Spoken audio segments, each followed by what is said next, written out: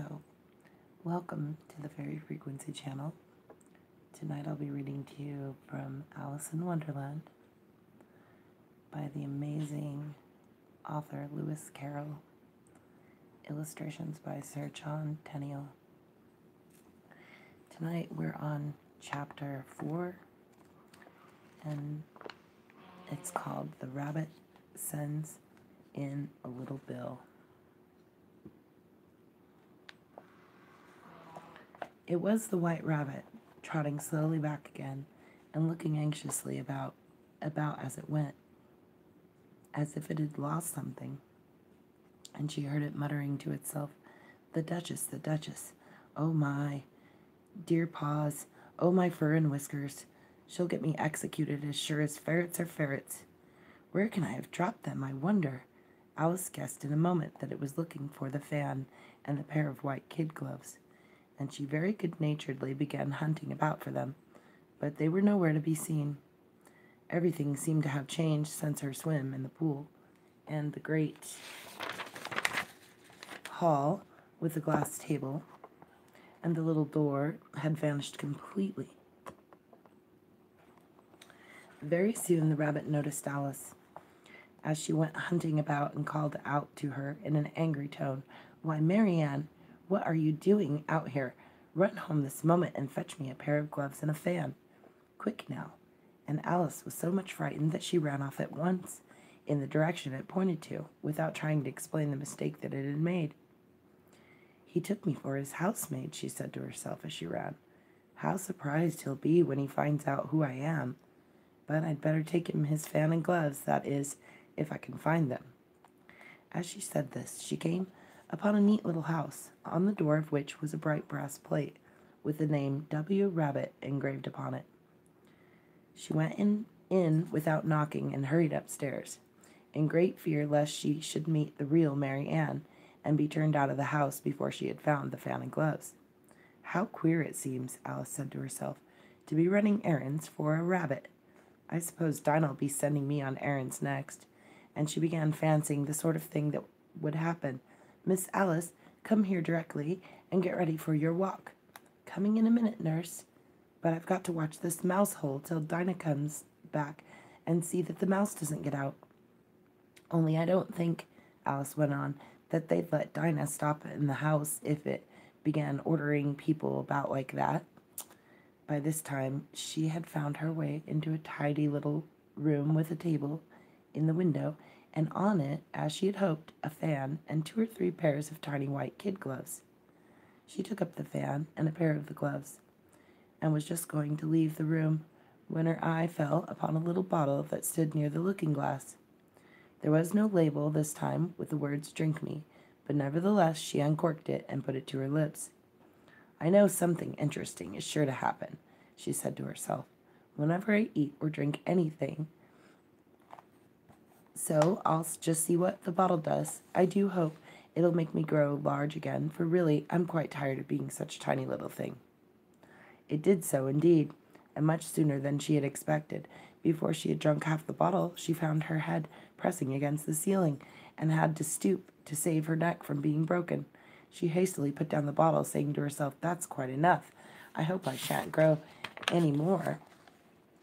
As it is, I can't get out of the door. I do wish I hadn't drunk quite so much." Alas, it was too late to wish that. She went on growing and growing, and very soon had to kneel down on the floor. In another minute there was not even room for this, and she tried the effect of lying down with one elbow against the door and the other arm curled up round her head. Still she went on growing, and as a last resource she put one arm out of the window and one foot up the chimney, and said to herself, "Now I can do no more. Whatever happens, what will become of me?"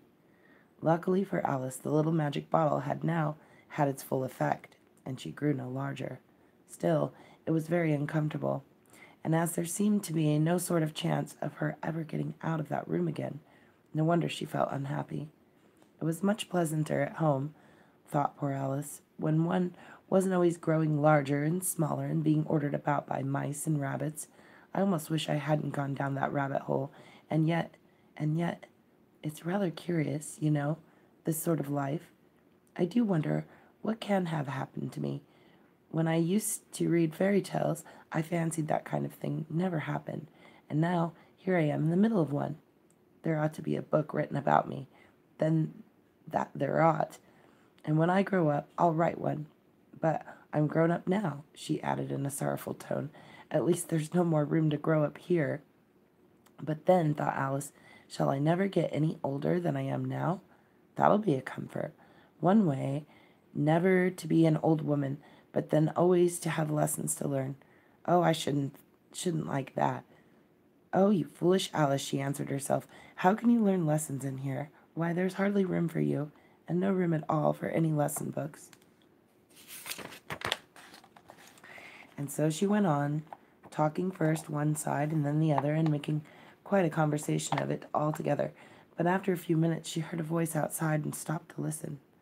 Marianne, Marianne, said the voice, fetch me my gloves this moment. Then came a little pattering of feet on the stairs. Alice knew it was the rabbit coming to look for her, and she trembled till she shook the house, quite forgetting that she was now about 1,000 times as large as the rabbit, and had no reason to be afraid of it. Presently, the rabbit came up to the door and tried to open it, but as the door opened inwards and Alice's elbow was pressed hard against it, that attempt proved a failure. Alice heard it say to itself, "Then I'll go round and get in at the window." That you won't, thought Alice, and after waiting till she fancied she heard the rabbit just under the window, she suddenly spread out her hand and made a snatch in the air. She did not get hold of anything, but she heard a little shriek and a fall and a crash of broken glass, from which she concluded that it was just possible it had fallen onto a cucumber frame or something of that sort. Next came an angry voice, the rabbit's. "Pat, Pat, where are you?" And then a voice she had never heard before. "Sure then, I'm here, digging for apples, your honor." "Digging for apples, indeed," said the rabbit angrily. "Here, come and help me out of this." Sounds of more broken glass. "Now tell me, Pat, what's that in the window?" "Sure, it's an arm, your honor." He pronounced it arum. "An arm, you goose! Whoever saw one that size? Why, it fills the whole window." "Sure it does, your honor, but it's an arm for all that." "Well, it's got no business there, at any rate. Go and take it away." It's a picture of the hand coming out of the window. There was a long silence after this, and Alice could only hear whispers now and then, such as, "Sure, I don't like it, your honor," and at all, "Do as I tell you, you coward." And at last she spread out her hand again and made another snatch in the air. This time there were 2 little shrieks and more sounds of broken glass. What a number of cucumber frames there must be, thought Alice. I wonder what they'll do next. As for pulling me out of the window, I only wish they could. I'm sure I don't want to stay in here any longer. She waited for some time without hearing anything more. At last came a rumbling of little cartwheels and the sound of a good many voices all talking together. She made out the words, "Where's the other ladder? Why, I hadn't to bring but one. Bill's got the other. Bill, fetch it here, lad. Here, put 'em up in this corner. No, tie 'em together first. They don't reach half high enough yet. Oh, they'll do well enough. Don't be particular. Here, Bill, catch hold of this rope. Will the roof bear? Mind that loose slate. Oh, it's coming down. Heads below." A loud crash. "Now who did that? It was Bill, I fancy. Who to go down the chimney? Nay, I shan't. You do it." "That I won't, then. Bill's got to go down." "Here, Bill, the master says you've got to go down the chimney." "Oh, so Bill's got to come down the chimney, has he?" said Alice to herself. Why, they seem to put everything upon Bill. I wouldn't be in Bill's place for a good deal. This fireplace is narrow, to be sure, but I think I can kick a little." She drew her foot as far down the chimney as she could, and waited till she heard a little animal she couldn't guess of what sort it was, scratching and scrambling about in the chimney close above her, and then saying to herself, "This is Bill," she gave one sharp kick and waited to see what would happen next. The first thing she heard was a general chorus of "There goes Bill," then the rabbit's voice alone, "Catch him, you by the hedge," then silence, and then another confusion of voices. "Hold up his head. Brandy now, don't choke him. How was it, old fellow? What happened to you? Tell us all about it." Last came a little feeble, squeaking voice. That's Bill, thought Alice. Well, I hardly know. No more, thank ye. I'm better now, but I'm a deal too flustered to tell you. All I know is something comes at me like a jack-in-the-box, and up I goes like a skyrocket. So you did, old fellow, said the others. We must burn the house down, said the rabbit's voice, and Alice called out as loud as she could, If you do, I'll set Dinah on you. There was dead silence instantly, and Alice thought to herself, I wonder what they will do next. If they had any sense, they'd take the roof off. After a minute or two, they began moving about again, and Alice heard the rabbit say, A barrowful will do, to begin with. A barrowful of what? Thought Alice. But she had not long to doubt, for the next moment a shower of little pebbles came rattling in at the window, and some of them hit her in the face. I'll put a stop to this, she said to herself, and shouted out, You better not do that again, which produced another dead silence. Alice noticed with some surprise that the pebbles were all turning into little cakes as they lay on the floor, and a bright idea came into her head. If I eat one of these cakes, she thought, it's sure to make some change in my size, as it can't possibly make me larger. It must make me smaller, I suppose. So she swallowed one of the cakes, and was delighted to find that she began shrinking directly. As soon as she was small enough to get through the door, she ran out of the house and found quite a crowd of little animals and birds waiting outside. The poor little lizard Bill was in the middle, being held up by 2 guinea pigs who were giving it something out of a bottle.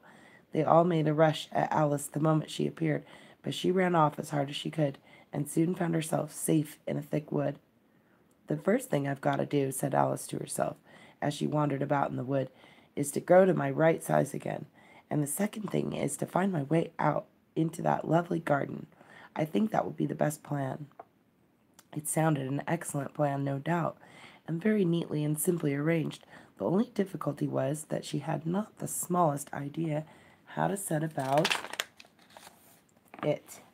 And while she was peering about anxiously among the trees, a little sharp bark just over her head made her look up in a great hurry. An enormous puppy was looking down at her with large round eyes, and feebly stretching out one paw trying to touch her. Poor little thing, said Alice in a coaxing tone, and she tried hard to whistle to it. But she was terribly frightened all the time at the thought that it might be hungry, in which case it would be very likely to eat her up in spite of all of her coaxing. Hardly knowing what she did, she picked up a little bit of a stick and held it out to the puppy, whereupon the puppy jumped into the air off all of its feet at once with a yelp of delight, and rushed at the stick and made believe to worry it. Then Alice dodged behind a great thistle to keep herself from being run over, and the moment she appeared on the other side, the puppy made another rush at the stick and tumbled head over heels in its hurry to get hold of it. Then Alice, thinking it was very like having a game of play with a cart horse, and expecting every moment to be trampled under its feet, ran round the thistle again.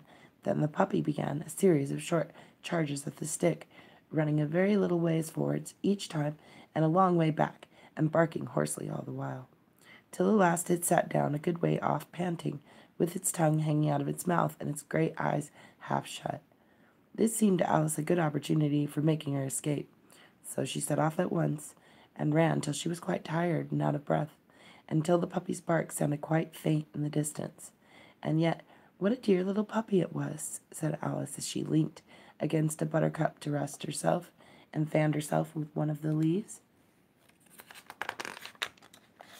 I should have liked teaching it tricks very much, if I'd only been the right size to do it. Oh dear, I'd nearly forgotten that I've got to grow up again. Let me see, how is it to be managed? I suppose I ought to eat or drink something or other, but the great question is, what? The great question certainly was, what?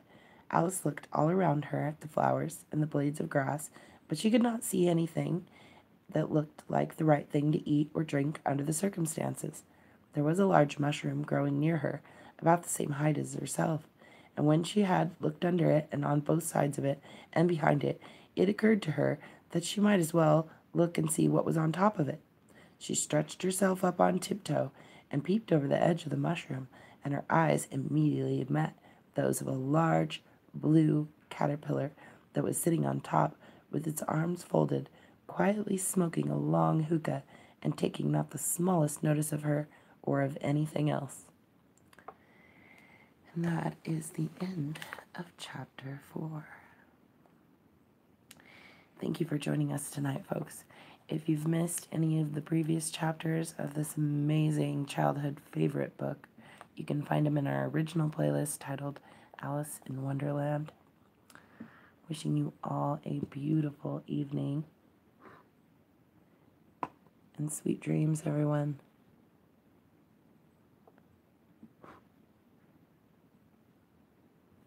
Thank you for joining us. Good night.